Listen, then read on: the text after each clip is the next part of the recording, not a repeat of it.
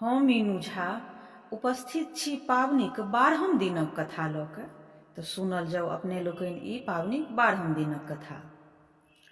एकटा राजा छलाह, हुनका संतान नहि छलनि। संतान लेल ओ 4टा विवाह केलनि। सबसँ छोटकी रानीसँ एकटा कन्याके जन्म भेलनि। ओ परम सुन्दरी आ सुशील रहथिन। नाम राखल गेलनि सुकन्या। सुकन्याके स्वभाव तेहन छलनि जे चारू माय हुनका खूब मानैत छलनि। राजा सेहो सुकन्याके बड़ मानैत छलखिन। जतय ओ जाथि सुकन्याके संगमे नेने जाइ छलखिन। एक दिन राजा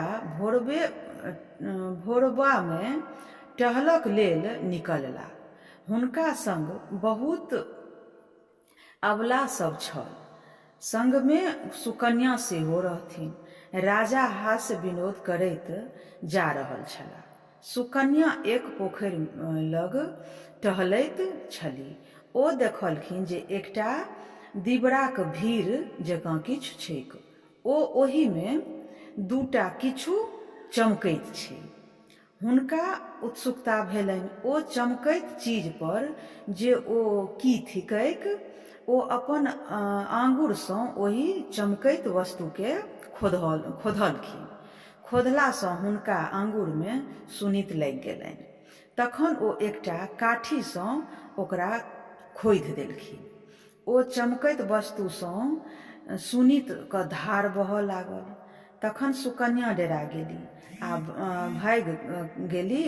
ओहि दिबराक भीड़मे एक मुनि तपस्या करैत छलाह आ चमकैत वस्तु हुनक दुनू आँखि छलनि।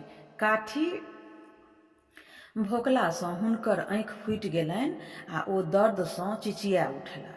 भीतरसँ राजाक शब्द आयल। ओ राजा जे आवाज देलखिन तऽ ओहि दिबरा भीड़सँ राजाके आवाज बाहर सुनाइ देलक। ओ राजाके शब्द जे बाहर आयल तऽ राजा ओतय गेलाह आ सब किछु देखलनि। एक मुनि तपस्या करैत छथि आ हुनका शरीर पर दिबराक भीड़ भऽ गेल छनि। आँखिटा देखाइ छलनि। सेहो सुकन्याक बचपनासँ फूटि गेलनि। राजा राजमहल आबि अपन ज्योतिष पंडितके बजौलनि।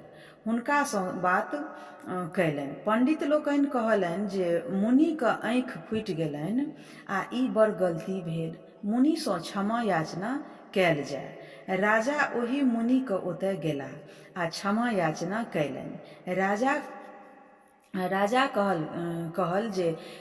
कहल हे मुनि, हमरा कन्यासँ बड़ पैघ अपराध भेल। कृपया क्षमा कयल जाओ। मुनि कहलनि, अहाँक कन्या बेटी हमर आँखि फोड़ि देलनि। हम आन्हर भऽ गेलहुँ। अहाँ अपन बेटीके कुटीमे छोड़ि दियौन। ओ हमर सेवा शुश्रूषा करती। राजाके मुनिक वचन सुनि बड़ दुख भेलनि। ओ राजमहलमे आबि खटबैस धऽ लेलनि। एकटा बेटी छल, ओहो मुनि माँगि रहल छथि। राजा सब वस्तुक संग राजकुमारीके विदा करबाक तैयारी कयलनि, किन्तु सुकन्या किछुओ संगमे नहि लेलनि। ओ नीक वस्तु ओ आभूषण उतारि देलनि आ वनफूल पहिर सबसँ मिलि जुलि कऽ मुनिक आश्रम विदा भेली। ओतय जा ओ मुनिक सेवा मन लगा कऽ करऽ लगली। सुकन्या प्रतिदिन स्नान करबा लेल गंगा जी जाथि। एक दिन रास्तामे हुनका अश्वनी कुमारसँ भेंट भेलनि।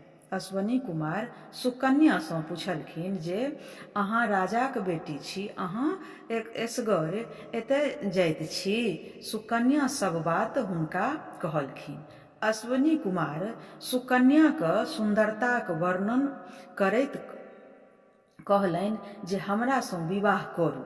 सुकन्या हुनकर वचन सुनि तमसा कऽ कहलनि, हम सती छी। हम श्राप देब तऽ अहाँ भस्म भऽ जायब। फेर एहन कथा हमरा नहि कहब। अश्वनी कुमार हुनकासँ कहलखिन, यदि अहाँ मुनिके हमरा संग गंगा स्नान करबियनि तऽ ओ हमरे सन सुन्दर भऽ जेताह। दोसर दिन सुकन्या मुनिक संग गंगा स्नान करबा लेल गेली। तीनू गोटे गंगा में डुबकी लगौलनि। अश्विनी कुमार आ मुनि एके रंग भ गेला। सुकन्या के दुनू के चिन्हब में कठिन भ गेलनि। ओ असमंजस में पड़ि गेली। ताबत हुनका मोन पड़लनि जे देवताक पिपनी नहि खसैत छनि। ओ तुरंत अपन स्वामी मुनिक हाथ पकड़ि लेलनि। अश्विनी कुमार तऽ चाहैत छलाह जे धोखासँ हमर हाथ पकड़ि लेती, तेँ हम हुनकासँ विवाह कऽ लेब, किन्तु हुनकर विचारक बात मोनमे रहि गेलनि। सुकन्या प्रसन्न भऽ अपन देवी देवता के प्रणाम कऽ अपन स्वामी के देखि प्रसन्न भेली आ ओ मुनिक संग सुख सँ रहय लगली। किछु दिन बीतला पर सुकन्याक मायके मोन पड़लनि, अपन नैहर मोन पड़लनि, जे सुकन्या असगर वन गेली। वन में बाघ, सिंह आ कतेक तरहक सिंहक जानवर सब रहैत छैक। एहिसँ हुनका मोनमे कतेक तरहक आशंका होमय लगलनि। बूढ़ा तपसी सेहो मरि गेल। ओतहि एक दिन राजा रानी सुकन्या के खोज खबर लेबाक लेल वन गेला। ओ देखलखिन जे राजकुमारी सुकन्या बड़ सुन्दर पुरुषक संग रहैत छथि। हुनका लोकनि के मन में भेलनि जे आब ई ओही बुढ़वा तपसी के छोड़ि एकरा संग रहैत अछि। सुकन्या अपन माय बाप के देखलनि तऽ हुनका लोकनि के सत्कार करबाक लेल आगू बढ़ली। माय कहलखिन, हम अहाँक ओतय नहि जायब, अहाँ हमरा लोकनिक नाम हँसा देलहुँ। सुकन्या कहलखिन, ई सब अहींक आशीर्वादसँ भेल। अहाँ लोकनि जखन सब बात सुनब तखन विश्वास करब। जखन ओ अपन जमाइसँ सब बात सुनलनि तखन विश्वास भेलनि जे सुकन्या निर्दोष छथि। हुनका पर बेकार कोनो तरहक शंका कयलहुँ। राजा रानी प्रसन्न भऽ अपन घर अयली। राजा अश्वमेघ यज्ञ केलनि, ओहि में बेटी जमाई के बजौलनि। देवता सब सेहो निमंत्रण देलनि। देवता लोकनि एक पाँति में भोजन करय बैसला। ओहि में अश्विनी कुमार सेहो भोजन करय बैसला, मुदा देवता सब हुनका एक पाँति में बैसय नहि देबय चाहैत छलाह। राजाक कहला सुनला पर खाय देलखिन। सब खुशी खुशी बेटी जमाई के आशीर्वाद दैत अपन अपन घर गेला। ई छल पाबनिक 12म दिनक कथा। आब अगिला कथा के भाग अछि बाल वसंतक। इहो कथा लऽ के उपस्थित हैब। ताबत तक के लेल क्षमा चाहब। धन्यवाद। जय मिथिला, जय मैथिली।